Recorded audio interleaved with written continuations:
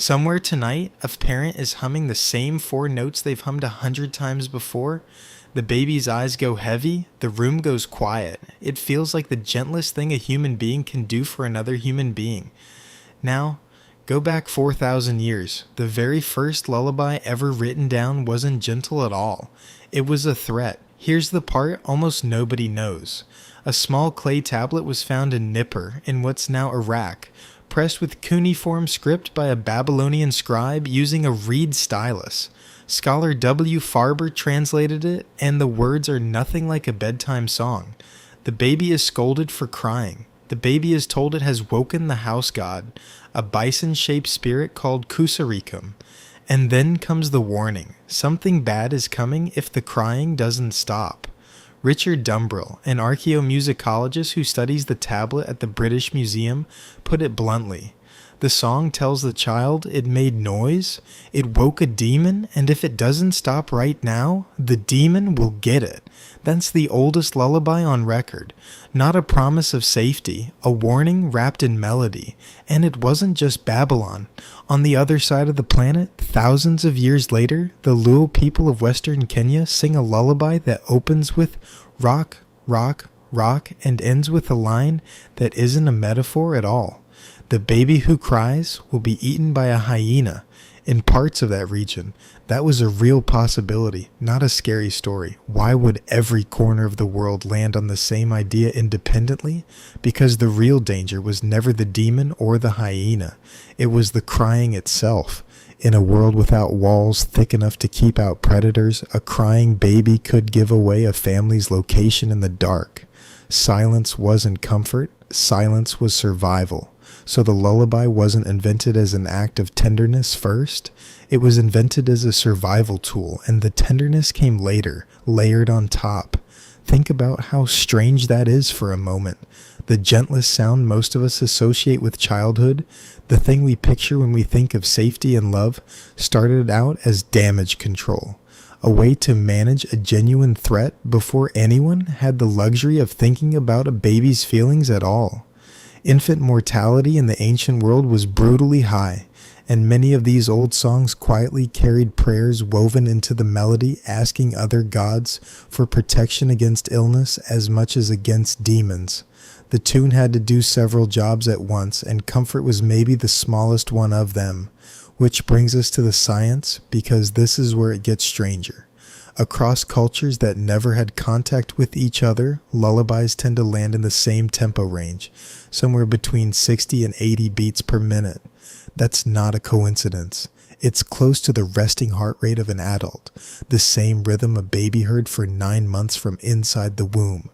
Researchers studying premature infants in neonatal intensive care units have found something remarkable. Babies exposed to lullaby music show a measurable drop in heart rate, a drop in stress hormones, and an increase in oxygen saturation compared to babies who hear nothing at all. This isn't folk wisdom. It's a documented physiological response called entrainment, where a slower external rhythm pulls a faster internal one into sync with it. Some studies have gone further, testing lullabies that gradually slow down over several minutes, easing from a livelier tempo down toward that resting heart rate range, and finding babies fall asleep even faster than with a steady beat the whole way through. The body isn't just responding to a sound, it's being walked step by step toward the same slowdown it would go through naturally on its own. Here's the detail that nobody expects. That same 60 to 80 beat per minute range that calms an infant into sleep is close to the recommended rhythm for infant CPR chest compressions. The exact tempo built to soothe a baby's heart is nearly the same tempo used to restart one.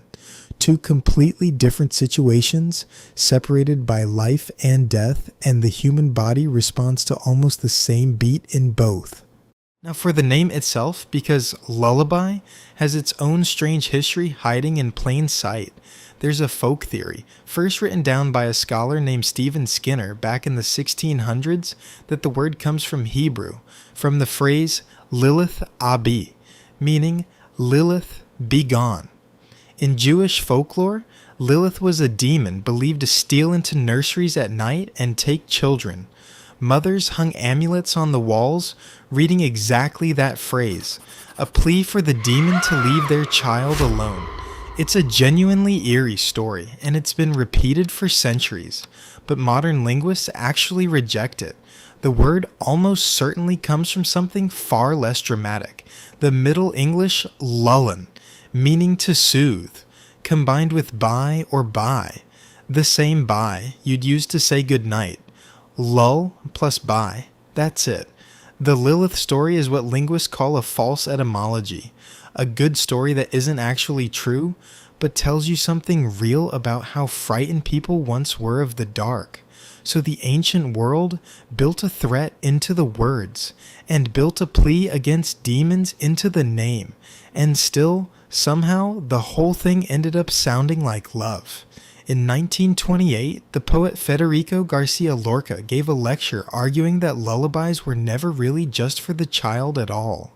He believed a mother sings partly to herself, using the melody as a place to put fears and frustrations she isn't allowed to say out loud anywhere else in her life. The baby can't understand the words yet, so the words become a private outlet, disguised as a bedtime ritual, which means the lullaby was doing two jobs at once the whole time, regulating a baby's nervous system through rhythm, and quietly regulating the parents too. Think about what that means for something so small and so old. It survived the fall of Babylon. It survived the printing press, radio, television, and the internet. It's one of the only pieces of technology, if you can even call it that has never needed an upgrade. No update, no new version, no app replaced it. Every generation just hands it down mouth to mouth, the exact same way it was handed down 4,000 years ago. Everything else in your life got automated. Your reminders, your alarms, your bedtime routines, all of it eventually got outsourced to a device. But somehow, the thing that actually calms a frightened nervous system down at 60 to 80 beats per minute still has to come from another human voice, live in the room, right next to you. So the next time you hear someone humming those same 4 notes to a baby who won't stop crying, you're not just hearing something sweet. You're hearing the oldest surviving piece of human technology there is, built 4,000 years ago out of fear of the dark, still doing exactly the same job it was built to do. Somewhere tonight, a parent is humming the same 4 notes they've hummed 100 times before. It sounds gentle now. It didn't start that way. And somehow, that's the part that makes it more remarkable, not less.